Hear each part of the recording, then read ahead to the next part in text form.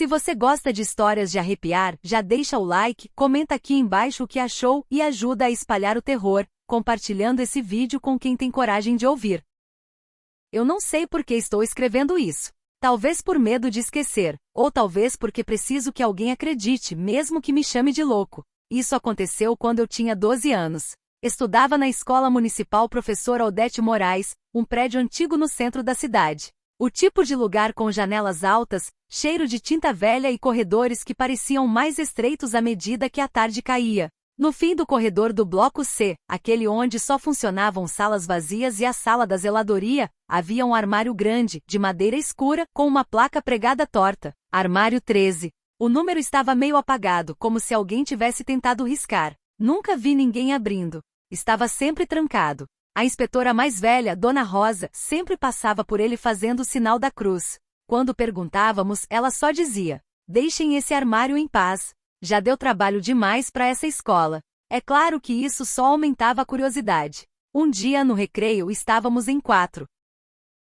Eu, Vinícius, Léo e Murilo. Começamos a brincar de desafio, e no impulso idiota Vinícius disse: "Quero ver quem tem coragem de tentar abrir o armário 13. A gente riu, claro. Mas no fundo, ninguém achava uma boa ideia. Foi Léo quem topou primeiro, e quando viu que não morreu ao se aproximar, nós seguimos. O armário tinha um cadeado enferrujado, mas solto, como se alguém já tivesse tentado forçar. Murilo tirou do bolso um grampo. Ele vivia destrancando armários dos outros por diversão. 3 minutos depois, clique. Estava aberto. Eu queria dizer que paramos ali, que alguém nos impediu ou que ficamos com medo. Mas não. A gente abriu. E o cheiro? Era um bafo quente, pesado, como carne que apodreceu num lugar úmido. Tinha só escuridão lá dentro. E uma coisa estranha, por dentro parecia muito maior do que por fora. Um vazio escuro que se estendia para dentro, como se o armário levasse a algum lugar. Léo, o mais impulsivo, enfiou metade do corpo lá dentro, só para provocar. Riu e fez uma careta de susto de propósito. Bull. Rimos. Mas aí ele ficou quieto, rígido. O corpo dele tremia e os olhos começaram a arregalar. Léo, Murilo chamou. Ele voltou cambaleando, branco como papel. Disse que viu, ele mesmo, lá dentro. Mas não igual. A versão dele lá dentro sorriu, e os olhos eram pretos fundos. A gente riu. Achamos que ele estava zoando. Até que Vinícius olhou dentro do armário e gritou: "Tem alguém lá dentro." Fechamos o armário no susto, colocamos o cadeado de volta do jeito que estava e corremos. Naquela noite Léo não apareceu no grupo do WhatsApp. Nem no dia seguinte na escola. No terceiro dia ficamos sabendo. Ele tinha sido encontrado na sala da casa dele, com os olhos fixos na parede. Vazio. Sem expressão. Sem reação. Como se tivesse deixado de existir por dentro. A mãe dele disse que ele repetia uma coisa, baixinho: "Eu não sou eu. Eu não sou eu. Eu não sou eu." A escola foi interditada alguns dias depois. Alguém da direção tentou arrombar o armário e desapareceu. Simples assim. Sem explicação. O armário foi selado com cimento, e colocaram um armário novo na frente, como se esconder resolvesse. Eu mudei de escola. Nunca mais vi Murilo ou Vinícius. Cada um seguiu para um lado. Mas às vezes recebo ligações estranhas no celular. Números inexistentes. Quando atendo, ninguém fala nada, só ouço minha própria voz do outro lado, repetindo coisas que nunca disse. E o pior, ontem à noite sonhei com o armário. Estava aberto. E eu vi a mim mesmo lá dentro. Mas, não era eu. Ele sorriu e disse: "A porta ainda está entreaberta. Só falta você voltar." A minha escola, o Colégio Estadual Monsenhor Ribeiro, não existe mais. Foi demolida em 2009, depois de um incêndio misterioso. O que poucos sabem, ou preferem esquecer, é o que aconteceu um ano antes, na sala dos professores. E o que aconteceu comigo? Eu cursava o 2º ano do ensino médio e fazia parte da equipe de apoio da biblioteca, por isso tinha autorização para circular em algumas áreas da escola no contraturno. Numa quinta-feira à tarde, bem depois das 18 horas, fui até a sala dos professores para devolver um livro da coordenadora. A sala estava vazia. Quase escura. Só uma luz fraca vinda do corredor iluminava as mesas. Mas o telefone da parede, aquele telefone de disco antigo que nunca tocava, começou a tocar. Trim. Trim. Hesitei. Por algum motivo, aquilo gelou meu estômago. Eu sabia que, por protocolo, não era para ninguém mais usar aquele telefone. Era coisa da diretoria, abandonado ali como relíquia. Mas tocava. De novo. Insistente. Atendi. Alô? Silêncio. Por 3 segundos. Depois uma voz fraca, rouca, familiar. Ele está aqui, na sala, não me deixa sair. Era a voz da professora Eunice, de português. Só que havia um detalhe. Ela tinha morrido fazia 3 meses. Infarto fulminante. Dentro daquela mesma sala dos professores. Achei que fosse algum trote. Uma brincadeira de extremo mau gosto. Falei, quem é? Isso não tem graça, e desliguei. Mas o telefone tocou de novo. E de novo. E de novo. Até que alguém segurou meu ombro por trás. Eu me virei assustado. Era o zelador, seu Joel, um senhor quieto e que estava ali desde os anos 70. Não atenda. Ele disse. Os olhos dele estavam fundos, como se soubessem de algo que ninguém mais sabia.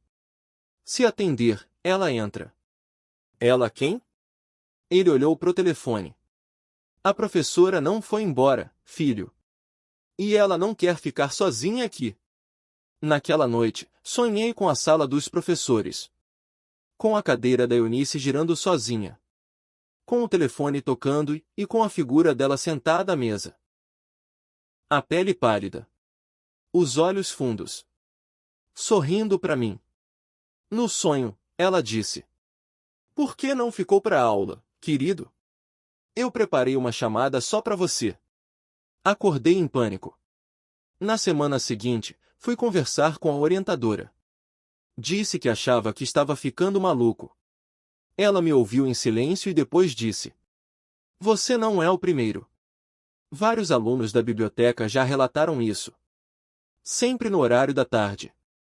Sempre com o telefone da sala dos professores. Mas por quê? Ela fechou o caderno e me encarou. A professora Eunice nunca aceitava faltas. E odeia ser esquecida. Nos dias seguintes, evitei a sala dos professores. Mas algo estranho começou a acontecer. Meu telefone fixo em casa começou a tocar, sempre por volta das 18h15. Quando atendia, silêncio. Uma respiração pesada. E então uma voz que dizia: seu nome não está na lista, mas a cadeira ainda está vazia. Mudei de cidade no ano seguinte. Queimei a agenda da escola, os cadernos. Troquei de número. Mas às vezes, quando fico sozinho e tudo silencia, ainda escuto aquele trim ecoando, como vindo de muito longe. E juro que, por um segundo, sinto o cheiro do perfume que a professora Eunice usava. O mesmo que ela usava no dia do velório. Eu tinha 24 anos quando fui chamada para cobrir uma licença maternidade numa escola estadual no interior de Minas. Era uma daquelas escolas antigas, com corredor estreito, azulejo gasto e janelas de ferro que rangiam com o vento. Fui designada para a turma do 4º ano C, a sala mais isolada do prédio no fundo do corredor, do lado da sala de arquivos. No meu primeiro dia, a coordenadora fez questão de me acompanhar até a sala. Qualquer coisa mesmo você me chama. Disse com ênfase antes de me deixar na porta. Achei estranho, mas entrei. Era uma sala comum.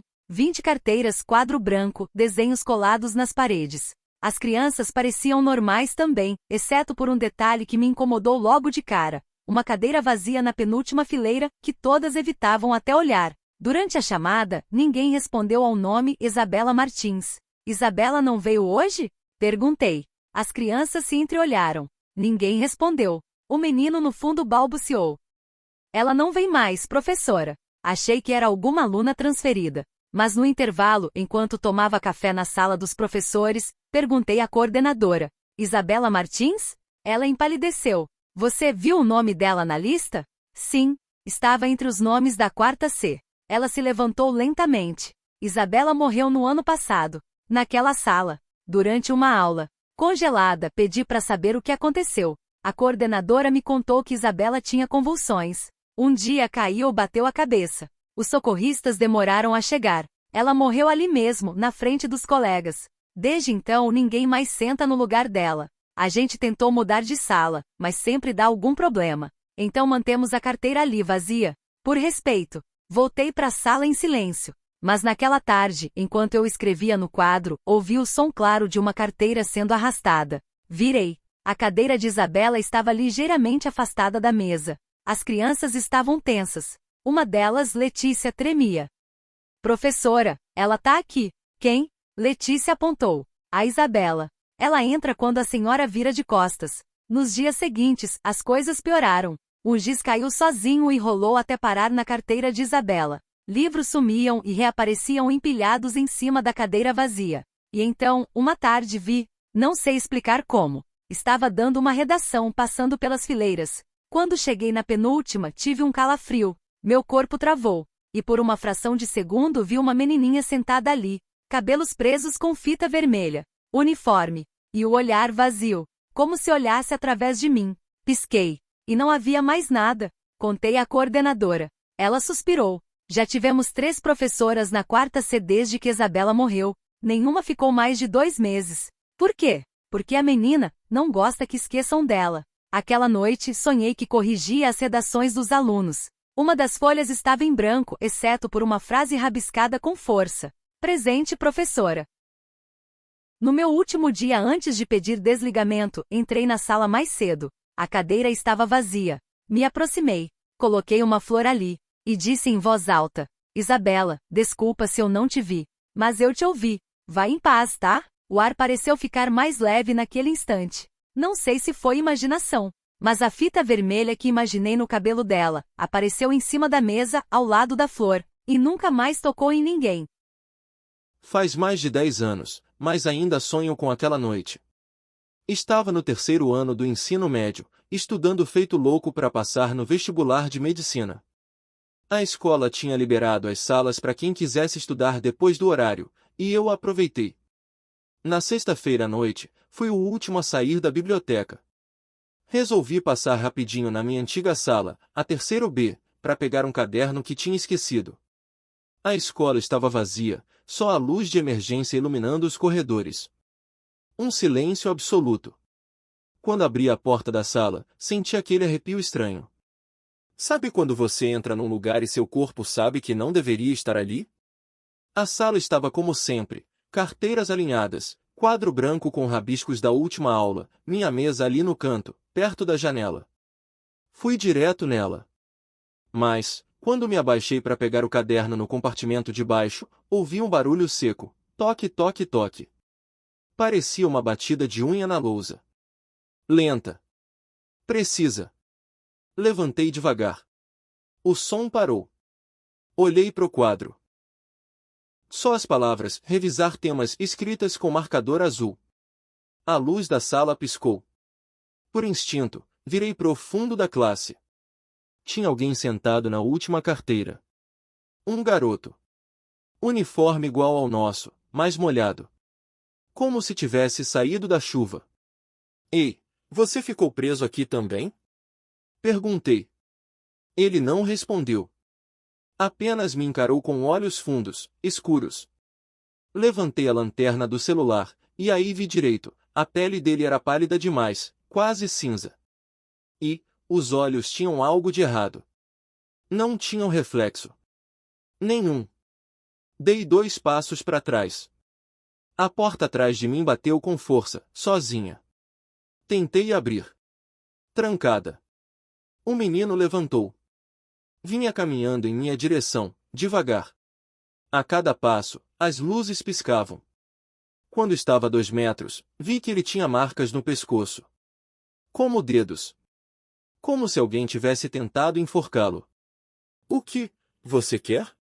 Ele abriu a boca. E sussurrou. Fiquei para recuperação. Na hora, me veio um estalo, aquilo. Era o aluno que morreu 2 anos antes, sufocado numas brincadeiras durante o intervalo. Enforcado com a mochila por colegas. Diziam que ele ainda aparecia pela escola nos dias de prova final. Tentei me lembrar do que o vigia tinha dito uma vez. Se vir o menino da recuperação, não encare. E nunca diga que passou de ano. Mas era tarde. Eu já terminei a escola, eu só vim pegar meu caderno. Gritei. Ele parou. O silêncio voltou. Mas então, ele inclinou a cabeça, como quem ouve algo. Mentira. Ele disse. Você veio para fazer a prova. A carteira mais próxima de mim se arrastou sozinha até o meio da sala. E em cima dela, surgiu uma folha. Tinha uma pergunta escrita com letras trêmulas. Como se sai de um lugar onde a alma ficou presa? A caneta começou a riscar sozinha. O garoto sentou diante da prova. E chorou. Nunca consegui abrir a porta. Foi o zelador que me encontrou de manhã, desmaiado no chão, com o caderno ainda na mão. Depois daquele dia, nunca mais entrei numa escola à noite. E toda vez que sonho com isso, ouço o barulho de unha riscando o quadro. E uma voz sussurrando, atrás de mim. Terminou sua prova. Trabalhei por 18 anos como auxiliar de serviços gerais no Colégio Estadual Elias Moreira. Era uma escola enorme, antiga, cheia de andares, corredores e salas que foram sendo desativadas com o tempo. O que pouca gente sabia, ou fingia não saber, é que nem todo lugar vazio está em silêncio. A ala mais velha era o corredor 3, no segundo andar. Havia sido interditado depois de um incêndio pequeno, mas com danos estruturais. Só que não foi o fogo que deu fim às aulas ali. Foi o que aconteceu com a turma 2B de 1997. Diziam que uma aluna chamada Helena surtou durante uma apresentação de ciências. Ela teria entrado em transe e na frente da sala toda começou a gritar coisas sem sentido, falando que os olhos estavam observando de dentro das paredes. Em seguida, ela se jogou da janela do segundo andar. Mas o mais estranho, na queda, ela não sangrou. A perícia não soube explicar. Depois daquilo começaram os relatos. Professores que viam vultos, carteiras que se arrastavam sozinhas, livros riscados com palavras que ninguém entendia. A diretoria fechou o corredor com tábuas e anunciou obras que nunca vieram. Mas eu fui lá, porque foi mandado. Porque a empresa queria fazer vistoria de limpeza. Fui sozinha, numa sexta-feira à noite com a chave do portão antigo. A lanterna era fraca. Cada passo naquele piso rangia. A tinta da parede estava descascando, com marcas negras de fumaça. E o cheiro, um cheiro doce e podre. Entrei na sala 3.5, a mesma onde Helena teria enlouquecido. E ali senti que algo estava errado no ar. As carteiras estavam viradas de costas para o quadro, como se a turma se recusasse a ver o que estava escrito. Aproximei-me do quadro. Estava apagado. Mas com a lanterna percebi algo. Havia palavras riscadas com algo grosso, como giz úmido. Era uma frase repetida dezenas de vezes. Ela não saiu. Ela não saiu. Ela não saiu. Ouvi um barulho no corredor. Achei que fosse vento. Até que escutei passos. E vozes. Sussurros de adolescentes. Rindo. Murmurando. Olhei pela fresta da porta. Estava escuro. Mas vi sombras. Sombras se movendo contra a direção da luz. Tranquei a sala. Liguei para o coordenador, mas não havia sinal. Fiquei sentada no canto, tentando respirar fundo. Foi aí que escutei o som de unhas riscando o quadro negro. Alto, longo e constante. A lousa estava completamente apagada, mas o som continuava, como se estivesse dentro da sala. Quando olhei de novo, uma cadeira estava ocupada. Helena, não como era em fotos, não com uniforme, mas como um vulto de cabelo desgrenhado com os olhos escuros como carvão. O rosto branco sem expressão, a cabeça tombada para o lado, e as unhas arranhando a lousa. Levantei devagar, corri até a porta. Estava aberta. Quando atravessei o corredor, todas as portas das salas ao redor estavam entreabertas, e em cada uma, eu via silhuetas sentadas, turmas inteiras imóveis.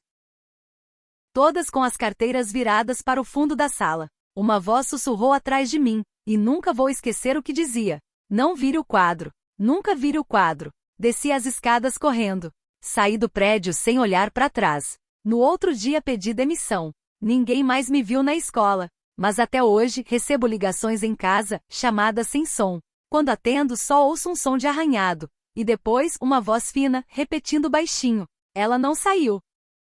Quando eu tinha 16 anos, estudei no Instituto Estadual Mariano Vasques, uma escola técnica do interior, construída sobre o que antes fora uma prisão desativada. A estrutura era estranha, corredores que levavam a lugar nenhum, portas cegas, grades embutidas nas paredes mais antigas.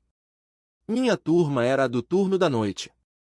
E como muitos alunos do EJA, Educação de Jovens e Adultos, eu trabalhava de dia e estudava cansado à noite.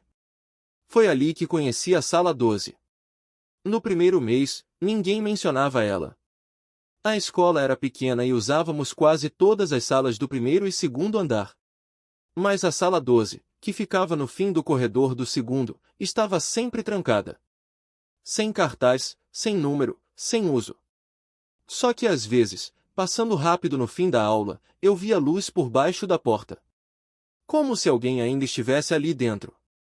Perguntei para a professora de português, e ela se limitou a dizer: aquela sala é melhor esquecida. Aquilo me incomodou. Uma noite, cheguei mais cedo para estudar para uma prova.